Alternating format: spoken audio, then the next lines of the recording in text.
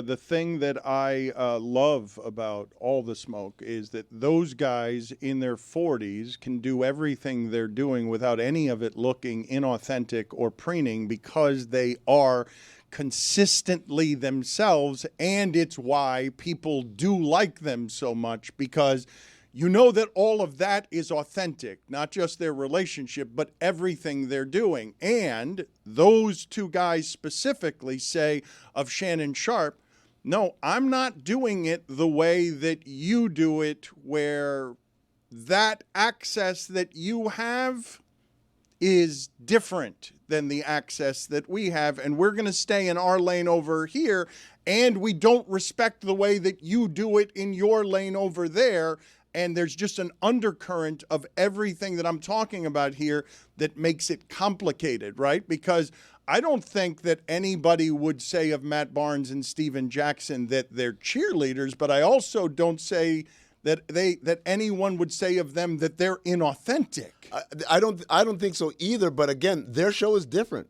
They have an interview show. If I'm bringing in, I'm sitting down with Juju.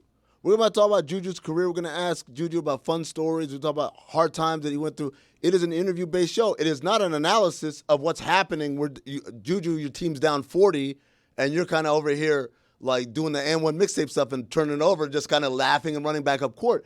There's a difference there in the nature of the show. And again, this goes back to Dan when I talked about people not understanding the different role, not having any nuance. People who conflate Stephen A. Smith with Tim Legler, with Mike Breen, no, these are all different roles and different jobs, much like these shows are different shows. A debate show is about debating. It's really not about being nuanced. It's not about teaching you about the game, versus a studio show is more about teaching, and an interview show is more feature-driven. Like, hey, let's get to know these people. All important context, but when you do a debate show, you're going to end up in circumstances where, as a black person, you're going to be offered a lot of singular judgments, case-by-case judgments. How critical do you want to be here of another black person? Like, are you going to pile on with everyone else when everyone else is already piling on? The daily nature of debate makes those decisions come up daily,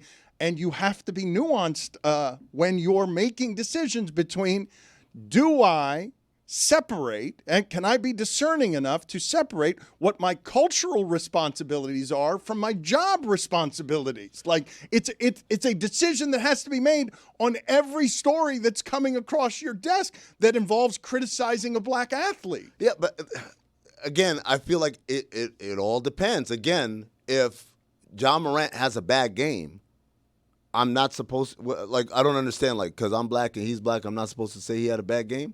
I'm supposed to just go along with it? I think the cultural stuff, I'm sorry for cutting you off. No, I was. But yeah, I think the cultural stuff involves just keeping it respectful. Keeping it about the basketball. We're not going to go and pile on and say the same thing that every other network is saying.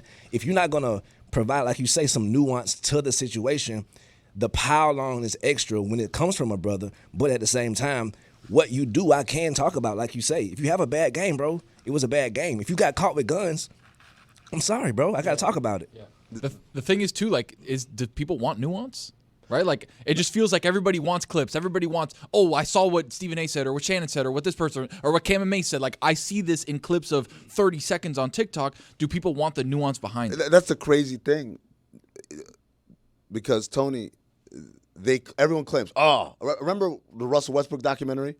And I would say 40% of it was, you talk about the media, and it's just Stephen A. Smith, Skip Bayless, and Colin Cowherd again and again and again. And I'm like, you complain about the media, but you're really talking about three very particular guys who do a particular type of show. There's a zillion. I never heard nobody say that's Zach Lowe. Part of it is because Zach Lowe's stuff is nuanced, but also part of it is because y'all don't listen to it, right? If you are one of these athletes, you're like, where's the nuanced analysis? Oh, it's right here. I ain't listening to that. Right? That's what do you want? Do you want the nuanced, smart stuff? It's right here. If your perception of media is just debate culture, then you're part of the problem.